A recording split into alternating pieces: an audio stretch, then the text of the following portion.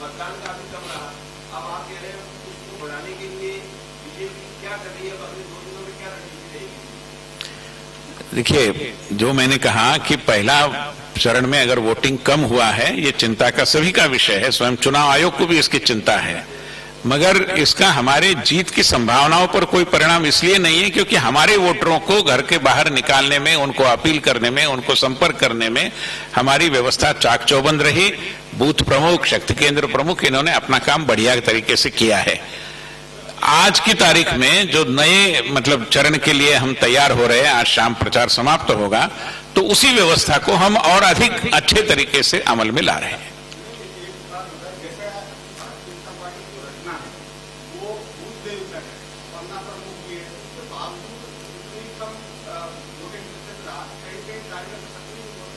नहीं, वही तो मैं कह रहा हूं कि हमारा कार्यकर्ता सक्रिय है। ये सवाल आपने कांग्रेस पार्टी की प्रेस कॉन्फ्रेंस में पूछना चाहिए कि आपका कार्यकर्ता सक्रिय क्यों नहीं। वहां तो उनको उम्मीदवार नहीं मिल रहे, तो कार्यकर्ता कैसे मिलेगा?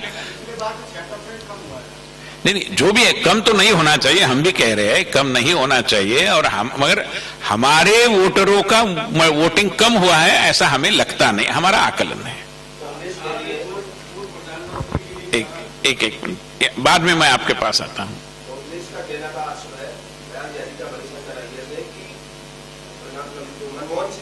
उन्होंने ये कहा था कि दलितों का उनको पहला मिलना चाहिए, नहीं कि मुसलमानों के लिए कहा था। ये बीजेपी इसमें प्रोपेगेंडा बना रही है, क्योंकि दलितों के लिए कहा था कि दलितों का उनका पिछड़ों का उनका मिलना चाहिए। यानी उनका पूरा स्टेटमेंट कल टाइम्स ऑफ इंडिया में और कई समाचार पत्रों में आया है, वेबसाइट पर उपलब्ध है। उसमें स्पष्ट तरीके से लिखा है कि इनके लिए काम करना चाहिए, और माइनॉरिटीज विशेष रूप में मुसलमान, ऐसा शब्द प्रयोग है। तो मैं मानता हूं कि अभी 2006 के बाद अभी कितने 20 साल होने को आए, फिर भी उन्होंने उसको खारिज तो किया नहीं, विड्रॉ तो किया नहीं।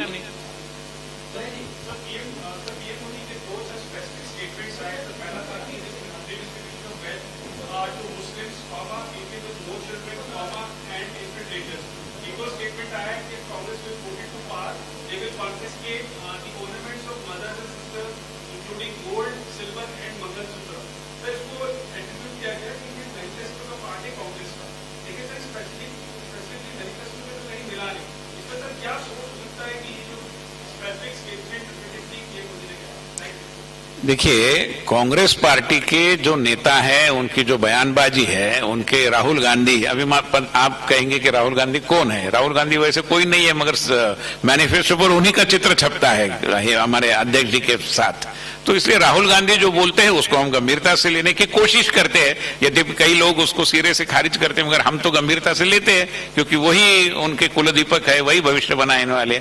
तो उन्होंने रीडिस्ट्रीब्यूशन की बात कई बार की है, और उनके घोषणा पत्र में भी इसके बारे में इन शब्दों में रीडिस्ट्रीब्यूशन का उल्लेख नहीं है, मगर ये तर्क लगाया जा सकता है। और इसलिए जनता के मन में जो आशंकाएं हैं, मैं मानता हूं कि माननीय प्रधानमंत्री ने परिवार प्रमुख के नाते उसी को उद्गार दिया है।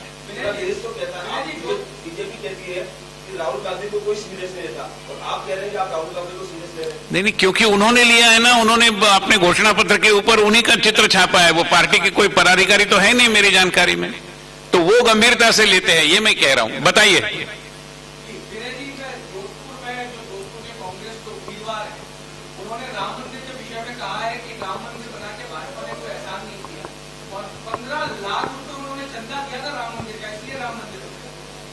पता नहीं, मुझे समाज के कई लोगों ने चंदा दिया, उनकी क्या विशेषता है? कई लोगों ने नाम भी बताया नहीं, चंदा देने वाला ऐसा बोलता भी नहीं कई बार, मगर बाकी जो अनाप शनाप बातें उन्होंने की है, आपने देखा उनका वीडियो। उन्होंने कहा कि चाय वाला कैसे बकवास कर रहा है, मगर ये कोई भाषा होती है? उसको आप गंभीरता से ले रहे हैं मान्यवर।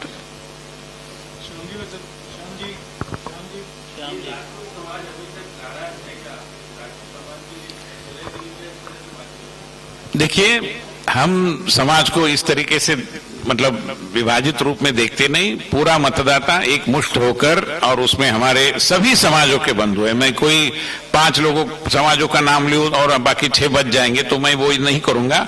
हमारी धारणा है कि पूरा समाज, इसमें आपने जिस समाज का उल्लेख किया वो समाज भी है, सारा समाज पूरे देश भर का प्रधानमंत्री मोदी जी को फिर एक बार शपथ ग्रहण करते हुए देखना चाहता है। सॉरी,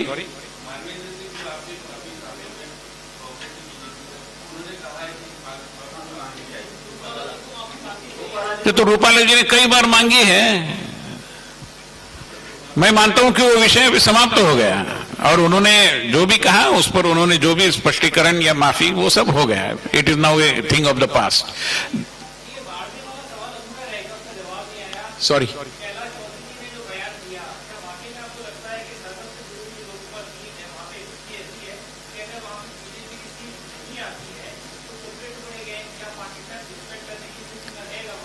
देखिए इसमें मैंने कुछ बहुत ज्यादा कहने की जरूरत नहीं। सोशल मीडिया में इसके बारे में बहुत सारा आया है कि कैसे एक कैंडिडेट लंदन गया, कैसे उसकी मेजबानी की गई, कैसे उनके साथ कौन कौन लोग थे और कैसे पाकिस्तान के एक मौलवी ने किस कैंडिडेट को वोट देना चाहिए इसके बारे में बातें की। तो ये सारा चित्र कोई देश की एकता के बारे में, मतलब इनके इरादों के संदर्भ में मैं मानता हूं कि काफी प्रकाश डालने वाला है। उसी बात को उन्होंने अपने बयान में कहा है, कोई अलग नहीं है। बहुत बहुत धन्यवाद, नमस्कार। जब गिरता है तो बीजेपी नुकसान में रहती है। जो पिछले ट्रेंड उठा के देख ले आप, लगातार विधानसभा चुनाव हर चुनाव अलग अलग होता है, इसलिए वैसा ही होगा ऐसा मानकर चलने का कोई कारण। तो सभी अल्पाहार पर